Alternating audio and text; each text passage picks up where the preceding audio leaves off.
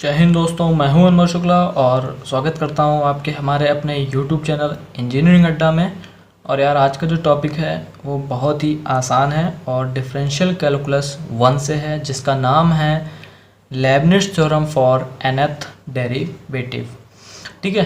अच्छा, इसको पढ़ने से पहले हम लोग एक चीज़ और है उसको सीख लेंगे तो हमें ये आसान लगने लगेगा, जिसका नाम है सक्सेसिव डिफरेंशिएशन। हालांकि हम लोग ये 12th में पढ़ चुके होते हैं, लेकिन हम लोग इसको थोड़ा सा यहाँ पे जो है रिव्यू देख लेते हैं ताकि आगे के जो टॉपिक हैं वो आसान हो जाएं। तो हेडिंग लगा लो सबसे पहले सक्सेसिव डिफरेंशिएशन। ठीक है, सक्सेसिव डिफरेंशिएशन। अब ये सक्सेसिव डिफरेंशिएशन क्या मतलब होता क्या है? सक्सेसिव डिफरेंशिएशन देखो, सब कुछ नाम में ही होता है। जैसे कि सक्सेसिव बोल रहा है यानी कि सक्सेस हो रही है। सक्सेस कब होती है? लेवल दर लेवल। ठीक है, यानी कि सबसे पहले छोटा लेवल होगा, फिर उससे थोड़ा सा और बड़े में जाएंगे, फिर और बड़े में जाएंगे। इसी तरह से सक्सेसिव डिफरेंशिएशन होता है। जैसे कि मान लो हमारे पास कोई फंक्शन है y बराबर fx, यानी कि y जो है वो x का फंक्शन है। अगर हम इसको एक बार डिफरेंशिएट करेंगे तो वो फर्स्ट ऑर्डर का डिफरेंशिएशन कहलाएगा। अगर हम 2 बार करेंगे तो वो सेकेंड ऑर्डर का डिफरेंशिएशन कहलाएगा। अगर हम 3 बार करेंगे तो वो थर्ड ऑर्डर का डिफरेंशिएशन कहलाएगा। ठीक है, इसी तरह से अगर हम n बार कर दें तो उसी को हम लोग सक्सेसिव डिफरेंशिएशन बोलते हैं। ओके, सो यहाँ पे हम लोग लिख लेते हैं कि if y is equal to fx is a differentiable function. इससे यार देखो सवाल आता ही आता है और आना ही आना है, कंफर्म है, इससे आना ही आना है। ठीक है, differentiable function of x, then dy by dx is called first differential coefficient. ठीक है, वही जो मैंने बोला वो यहाँ पे लिख दिया मैंने। ठीक है, कि अगर कोई फंक्शन हमारे पास y बराबर fx है तो dy बाई dx उसका फर्स्ट डिफरेंशियल कोफिशिएंट या फर्स्ट ऑर्डर डिफरेंशिएशन बोला जाता है उसको। ठीक है, अब इसी तरह से अगर हमको इसी dy बाई dx को एक बार और डिफरेंशिएट कर दें x के रिस्पेक्ट में, तो हमें वो सेकेंड ऑर्डर डिफरेंशियल कोफिशिएंट मिलेगा या सेकेंड ऑर्डर डिफरेंशिएशन हम लोग कर देंगे उसका। ठीक है, तो देखो अगर हम dy बाई dx करते हैं तो ये हमको d2y बाई dx2 मिलता है। ठीक है, सिंपल। इसी तरह से अगर हम इस d2y बाई dx को फिर से dx2 को एक बार फिर से x के रिस्पेक्ट में डिफरेंशिएशन कर दें तो हमको क्या मिलेगा? d3y upon dx cube. ठीक है, तो ये थर्ड ऑर्डर का डिफरेंशियल कोफिशिएंट हो गया। इसी तरह से अगर हम इसको n टाइम्स कर दें dy by dx of dn minus 1 upon dxn minus 1 is equal to dny upon dxn, तो ये हमें nth ऑर्डर का डेरिवेटिव मिल जाता है या nth डिफरेंशियल कोफिशिएंट मिल जाता है। तो अब यार हम लोग उस कगार पे आ चुके हैं या उस पड़ाव पे आ चुके हैं कि हम लेबनिज़ थ्योरम पढ़ सकते हैं कि लेबनिज़ थ्योरम क्या होता है। और यार एक चीज़ और, ये जो dny अपॉन dxn लिखा है इसको रिप्रेजेंट करने के बहुत सारे तरीके होते हैं। जैसे कि dny लिखा होता है कहीं कहीं, कहीं कहीं yn लिखा होता है या fnx लिखा होता है, एक्सेट्रा और भी होते हैं मेथड जो रिप्रेजेंटेशन करने के। खैर रिप्रेजेंटेशन करने का तरीका यही होता है dny अपॉन dxn जो हम लोग पढ़ते चले आ रहे हैं। ठीक है, वैसे ये भी डिफरेंशिएशन को शो करने के रिप्रेजेंटेशन होते हैं। अब हम लोग सीधे चलते हैं लेबनिज़ थ्योरम पे। लेबनिज़ थ्योरम क्या होती है nth डेरिवेटिव के लिए, और उस पर एक सवाल करेंगे कि nth डेरिवेटिव निकालते कैसे हैं। ठीक है, उसके स्टेप्स लिखेंगे और एक क्वेश्चन करेंगे, और मैं एक क्वेश्चन आपको होमवर्क के लिए दूंगा तो वो आप लोग करेंगे। ठीक है, तो चलो देखते हैं लेबनिज़ थ्योरम क्या होता है। लेबनिज़ theorem,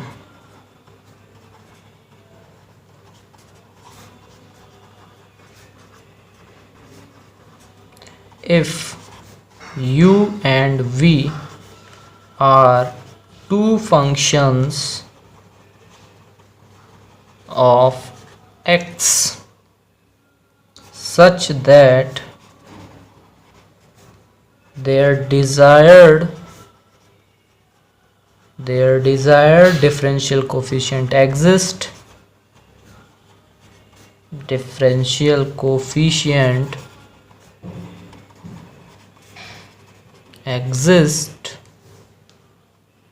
then nth differential coefficient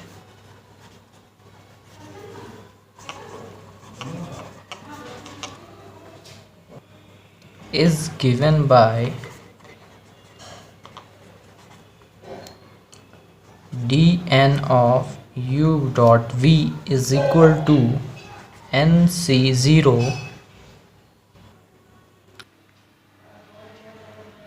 dnu dot v plus nc1 dn minus 1 u dot d1 v plus nc2 dn minus 2 d2 v dash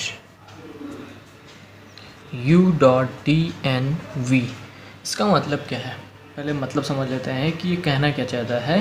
कि मतलब ये कहना चाहता है कि जो सबसे पहले अगर हमारे पास कोई भी दो फंक्शन प्रोडक्ट में है तो हम उसका जो है nth डेरिवेटिव निकाल सकते हैं। बार बार करने से अच्छा है कि मैं केवल और केवल एक फार्मूला लगाऊं और मुझे nth डेरिवेटिव मिल जाए। बार बार करने का मतलब ये है कि पहले आप dy बाई डी एक्स निकालें, d2y बाई डी एक्स निकालें, फिर d3x by D x cube निकालें। इसी तरह से कई तरह करते करते उसका जनरल टर्म निकालें, फिर उसके बाद nth डेरिवेटिव निकालेंगे। उससे अच्छा ये है कि डायरेक्टली आप लेबनिज़ थ्योरम लगाएं और वहाँ से nth डेरिवेटिव निकाल लें। अब nth डेरिवेटिव निकालेंगे कैसे, इस फॉर्मूले में से। मान लीजिए हमारे पास कोई दो फंक्शन है u और v, दोनों ही x के फंक्शन हैं। अब जब दोनों x के फंक्शन हैं तो सबसे पहले जैसे हम प्रोडक्ट रूल लगाते थे वैसे ही करते चले जाएंगे। बस फ़र्क इतना है कि यहाँ पे हम लोग ने बायनॉमियल की यूज़ किया है थोड़ा सा, और थोड़ा सा परम्यूटेशन कॉम्बिनेशन भी इसमें लगा हुआ है, आप लोग देख ही रहे हैं। सबसे पहले करना क्या है, पहले हम लोग u को n टाइम्स डिफ्रेंशिएट करेंगे, v को ऐसे ही छोड़ देंगे। फिर उसके बाद हम लोग u को एक और कम बार डिफ्रेंशिएट करेंगे और v को एक और बार डिफ्रेंशिएट करेंगे। फिर उसी तरह से जब लोग लास्ट में आएंगे तो u को अकेला छोड़ देंगे और v को n टाइम्स डिफ्रेंशिएट कर देंगे। सिंपल, ख़त्म काम। तो यही है हमारा लेबनिज़ थ्योरम। अब इस पे एक सवाल करते हैं जो कि आया हुआ है और हमेशा ये आता ही आता है और ये 10 मार्क्स में पूछा जाता है, तो वो भी सवाल देख लेते हैं। तो जल्दी से सवाल नोट करते हैं और उसको करते हैं। करने का मेथड देखिएगा आप लोग और एक बार कोशिश करिएगा कि अपने मन से लगाएं। नहीं आता है तो कमेंट सेक्शन में मुझे ज़रूर से ज़रूर बताना। सवाल ये है, example, if y is equal to e to the power m cos inverse x then so that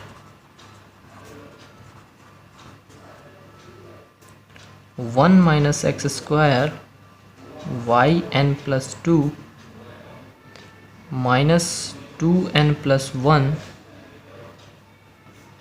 इसी के आगे है x y n plus 1 minus n square plus m square y n equals to 0।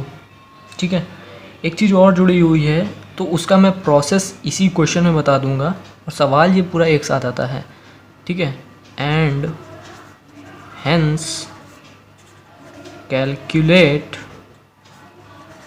Y n when x equals to 0। ठीक है, इसका एक process होता है करने का, वो मैं अभी इसी सवाल में ही करने के बाद मैं लिखवा दूंगा।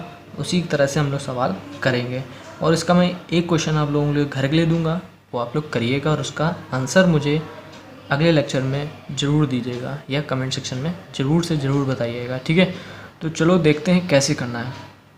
अच्छा, अगर कुछ लोगों को ध्यान हो, अच्छे से पेपर दिया हो, तो 12th में ही इसी तरह का एक क्वेश्चन आता था y is equal to e to the power m cos inverse x या कभी कभी साइन इनवर्स x दे देता था।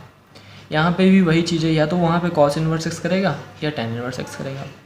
तो करते क्या थे हम लोग, सीधे सीधे इसको डिफ्रेंशिएट करते थे, फिर जो स्क्वायर रूट वाली चीज़ें होती थी वो इधर साइड लेफ्ट हैंड साइड भेज देते थे, फिर से डिफ्रेंशिएट करते थे, फिर से उधर भेज देते थे और कोशिश करते थे कि उसको y के रिस्पेक्ट में लिया। ठीक है, तो यहीं पे हम लोग भी यहाँ पे वही चीज़ करेंगे जो हम लोग 12th में करते थे।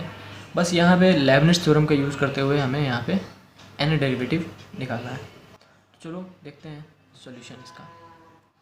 सॉल्यूशन, सबसे पहले हम फंक्शन उतार लेते हैं। फंक्शन दिया है y is equal to e to the power m cos inverse x। अगर हम y1 निकालना चाहें तो e to the power m cos inverse x ऐसे रहेगा, और ये हो जाएगा m upon under root 1 minus x square, वो भी माइनस का। ठीक है, तो ये आ गया। अब क्या करते हैं, under root 1 minus x square मैं इधर ले आता हूँ। y1 is equal to minus e to the power m cos inverse x dot m। ठीक है, सिंपल, कोई दिक्कत। अब की काम करते हैं, ये तो y था, लिख लेते हैं y1 under root 1 minus x square is equal to minus my। एक चीज़ और कर सकते हैं, दोनों तरफ स्क्वायर कर दें, कोई दिक्कत नहीं है। या तो मेरा मतलब था कि मैं इसको एक बार और डिफरेंशिएट करूँ, यहाँ पे स्क्वायर रूट वो लगा दूँ, प्रोडक्ट रूल डायरेक्टली कर दूँ। वो भी करने का तरीका सही है, वो मैंने 12th का एक चैप्टर बनाया हुआ है ब्रह्मास्त्र सीरीज, उसमें देखिएगा, मैंने करा चुका हूँ। ठीक है, लेकिन यहाँ पे क्या करते हैं, मैं सीधे यहाँ पे स्क्वायर रूट कर देता हूँ। तो स्क्वायरिंग बोथ साइड, दोनों ही मेथड सही हैं, कोई दिक्कत नहीं है। तो ये हो जाएगा y1 स्क्वायर, ये हो जाएगा 1 माइनस एक्स स्क्वायर, ठीक है, is equal to m square y square, minus sine, ख़त्म। ठीक है, अब क्या करते हैं, यहाँ पे दोनों तरफ डिफ्रेंशिएट करते हैं। तो इसका हो जाएगा 2y1 और इसका हो जाएगा y2, सिंपल। ये 1 माइनस एक्स स्क्वायर ऐसे ही छोड़ दिया, प्लस फिर मैंने y1 का स्क्वायर ऐसे ही छोड़ा, इसका करेंगे तो माइनस 2x आएगा। ठीक है, अब यहाँ जब डिफ्रेंशिएट करेंगे तो m स्क्वायर 2y y1। ठीक है, अब इसको थोड़ा सा अच्छे से लिख लेते हैं, देखने में थोड़ा अच्छा लगे, तो उसके लिए मैं क्या करता हूँ, यहीं पे या इधर मैं लिख रहा हूँ। ठीक है, देख लीजिएगा आप लोग, 2y1 y2 1 minus x square minus 2x y1 square is equal to m square 2y y1। ठीक है,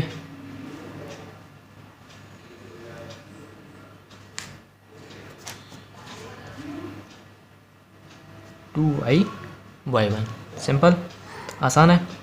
अब क्या करना है, अब हमें इसमें देखो सब में से 2 कॉमन आ रहा है, y1 कॉमन आ रहा है, तो मैं पूरा काट देता हूँ। जब इसको काटने के बाद लिखेंगे तो ये आएगा 1 minus x square y2 minus x y1 is equal to m square y। ठीक है, सब कैंसिल आउट हो गया। अब देखो हमारे पास काम ख़त्म हो चुका है। nth डेरिवेटिव, अगर केवल nth डेरिवेटिव का तो मैं लेबनिज़ थ्योरम लगा के सीधे nth डेरिवेटिव निकाल देता।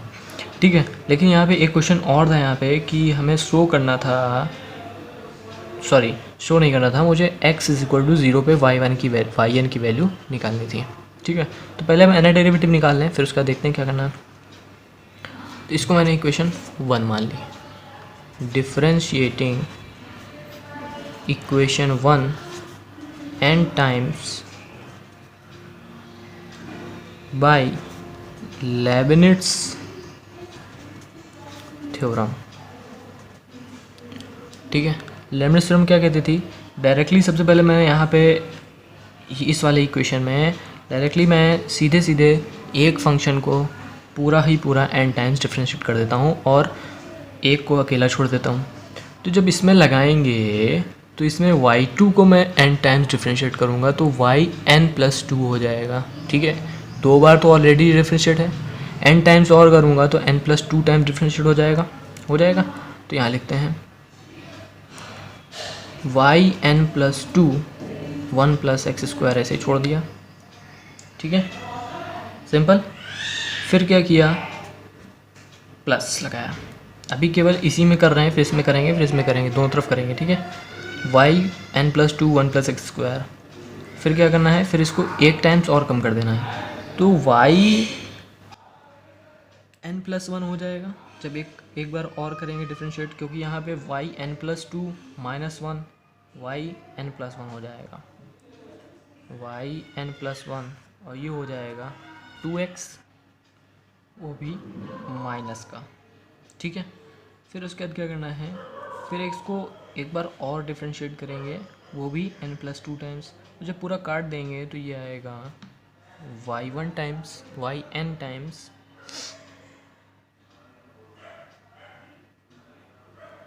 -2, ठीक है।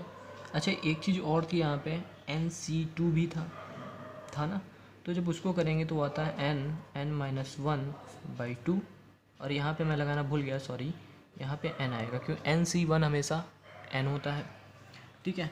फिर उसके बाद जब ये तो पूरा कंप्लीट हो गया, क्योंकि अब करेंगे डिफरेंशिएट तो ये 0 हो जाना है, ठीक है, तो कोई मतलब नहीं है। अब इसमें आते हैं माइनस, मैं इसको डायरेक्टली सॉल्व कर रहा हूँ, उसके आगे आप लोग कर लीजिएगा, xy n+1 minus nyn minus m²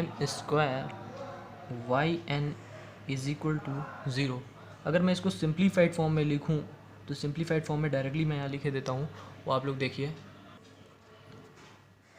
ये हो जाएगा 1 - x² yn+2 minus times 2n+1 xy n+1 minus n² plus m² yn equals to 0। ये हमारा सिंप्लीफाइड फॉर्म है इसको सॉल्व करने के बाद, ठीक है। तो हमने किया क्या, जो लेबनिज़ थ्योरम का फॉर्मूला होता है dnu nc0 dnu dot v plus nc1 dn-1u dot d1b plus nc2 dn-2u plus d2v dash u times dnv, वही मैंने यहाँ पे लगाया। उसके बाद जब सॉल्व करेंगे तो डायरेक्टली यहाँ पे आ जाएगा। एक बार मैं और रिवाइज़ कर देता हूँ कि मैंने क्या किया क्या नहीं किया। सबसे पहले मैंने जो बेसिक चीज़ें होती हैं वो मैंने की, उसके बाद मैं डायरेक्टली इस इक्वेशन पे आया। किस इक्वेशन पे आया, 1 - x² y2 minus xy1 is equal to m²y, ये मैंने इक्वेशन 1 मान ली। फिर मैं जब लेबनिज़ थ्योरम से करूँगा तो देखिए यहाँ पे जो ये 2 बार डिफ्रेंशिएट हो ही चुका था, जब n टाइम्स और डिफ्रेंशिएट करेंगे तो उसमें 2 टाइम्स जुड़ जाएगा, तो yn+2 हो गया। पहले मैं इसमें डिफ्रेंशिएशन करूँगा, फिर इसमें करूँगा, फिर इसमें करूँगा, क्योंकि मुझे दो जगह दो फंक्शंस मिल रहे हैं यहाँ पे। फिर क्या करना है, फिर nc1 आता है, nc0 हमेशा 1 होता है तो मैंने यहाँ 1 लिखा नहीं, फिर nc1 होता है तो n लिखा, yn+1 हो गया -2x, फिर मैंने इसको एक बार डिफ्रेंशिएट किया 1 - x² को, तो -2x आया, प्लस फिर जब करेंगे तो ये हो जाएगा yn, ठीक है, फिर ये हो जाएगा -2। जब उसको आगे डिफ्रेंशिएट करेंगे तो ये 0 हो जाएगा, प्रोडक्ट में पूरा 0 है तो आगे डिफ्रेंशिएट करने का कोई मतलब नहीं रह जाएगा। फिर इसमें डिफ्रेंशिएशन किया, उसी तरह इसमें भी डिफ्रेंशिएशन किया, तो डायरेक्टली मुझे ये इक्वेशन मिल गई, ये वाली इक्वेशन मिल गई। अब जब मिल गई तो ये हमारा yn निकल आया है। अब yn निकल आया तो फिर yn की वैल्यू जब x = 0 होगी तब कैसे निकालते हैं, ठीक है। तो मुझे यहाँ पे केसेस डिस्कस करने होते हैं, इतना करने के बाद डायरेक्टली केसेस डिस्कस करने होते हैं कि इवन और ऑड, ठीक है। तो इवन और ऑड निकालने के लिए क्या करेंगे, सबसे पहले मैं y0 निकालूंगा। अब y0 क्या है, y0 जो हमारा मेन क्वेश्चन था y = e⁻m cos 1x, उसमें जहाँ जहाँ x दिखेगा वहाँ पे मैं 0 डालूंगा। तो मेन क्वेश्चन जो था वो मेरा ये था, y = e⁻m cos 1x, यहाँ पे x = 0 डालूंगा तो y = e⁻m cos 1 cos 1 की वैल्यू होती है π/2, तो ये y0 की जो वैल्यू होगी वो आएगी e⁻m π/2, ठीक है। मैं यहाँ लिख रहा हूँ y0 की वैल्यू आएगी, y0 का मतलब होता है y when x = 0, y0 की वैल्यू आ गई e⁻m π/2, ये y0 की वैल्यू आ गई। अब अगर y1 0 निकालना है तो जो हमने पहला डिफ्रेंशिएशन किया था वहाँ जहाँ 0 है वहाँ पे मैं जहाँ x है वहाँ 0 डाल दूँगा। तो ऐसा करने पे हमारी जो वैल्यू आएगी वो -m e⁻m π/2 आएगी। इसी तरह से y2 0 निकालेंगे तो y2 0 जहाँ हमने दोबारा डिफ्रेंशिएशन किया था y2 वाला, वहाँ पे डायरेक्टली x = 0 डालेंगे तो y2 0 जो वैल्यू आएगी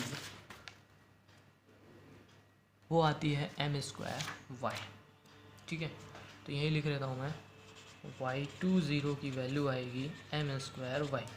इसी तरह से हम लोग अब क्या करेंगे, लेबनिज़ थ्योरम से जो हमने nth टाइम डिफरेंशिएशन किया था ये वाली इक्वेशन में, जहाँ जहाँ n है वहाँ पे 2, 3, 4, 5, 6 डालेंगे तो इसी तरह से हमें y30, y40 सब मिलता जाएगा। तो वो काम मैं आप लोगों को भी छोड़ता हूँ, मैं डायरेक्टली आंसर लिखने जा रहा हूँ अब। ठीक है, तो आंसर देखते हैं क्या आता है इसका। इसका जो आंसर है वो मैं डायरेक्टली यहाँ लिख रहा हूँ, yn0 is equal to minus m times m square plus 1 square bracket में 3 स्क्वायर प्लस m स्क्वायर, ये सब मल्टीप्लिकेशन में है। और लास्ट जो आंसर आएगा वो आएगा n-2 का whole square plus m square e⁻m⁴/2। ठीक है, ये कब आएगा, जब n ऑड होगा, जब n ऑड होगा। ठीक है, और जब इवन होगा तब ये आएगा m square 2 square plus m square 4 square plus m square dash n-2 का whole square plus m square e⁻m⁴/2 जब n इवन होगा। इसी तरह से आप लोगों को केसेस बनाने हैं। ये बाकी के केसेस कैसे आएंगे, बाकी केसेस यहाँ से आएंगे जो हमने लेबनिज़ थ्योरम से nth टाइम डिफरेंशिएशन किया था, वहाँ पे n = 1, 2, 3 डालेंगे तो हमारे पास कुछ केसेस बनेंगे। वो ये देखिए, जब यहाँ पे n बराबर 1 डालेंगे तो ये आएगा y3 2 + 1 3, यहाँ हो जाएगा y = 1 2 + 1 3 x y 1 + 1 2, y2 0 की वैल्यू मैं यहाँ निकाल चुका हूँ, y0 की वैल्यू निकल आई है मेरे पास और y1 0 की वैल्यू भी निकल आई है। तो जब इधर उधर करेंगे तो केसेस हमारे पास बनेंगे, वो मैंने नहीं किया है, वो आप लोग खुद करिएगा। ठीक है, तो यहाँ से हमारे कुछ केसेस बनेंगे y1 y2 y3, तो y1 y3 y5 ये सब ऑड केसेस हैं। वहाँ पे जो केस आंसर आया है वो ये आया है m² + 1 square 3 square plus m square n-2 का whole square plus m square e⁻m⁴/2। ठीक है, जब n ऑड था, जब इवन था तो ये आंसर आया। ठीक है, तो आज के लेक्चर में बस इतना ही, और यहाँ से जो हमारा लेक्चर 1 है वो लेबनिज़ थ्योरम कंप्लीट हुआ। इसके आगे हम लोग पढ़ेंगे डिफरेंशियल कैलकुलस 2, उसमें सबसे पहला टॉपिक होगा पार्शियल डिफरेंशिएशन, जो कि बहुत ही इम्पोर्टेंट है आपके आने वाले सेमेस्टर्स में और लेक्चर्स में। ठीक है, तो अगर आप लोग नए हैं तो हमारे चैनल को सब्सक्राइब करें, और यार अगर वीडियो पसंद आई हो इसको आगे बढ़ाएं। ठीक है, पढ़ते रहें, स्वस्थ रहें, तब तक के लिए जय हिंद।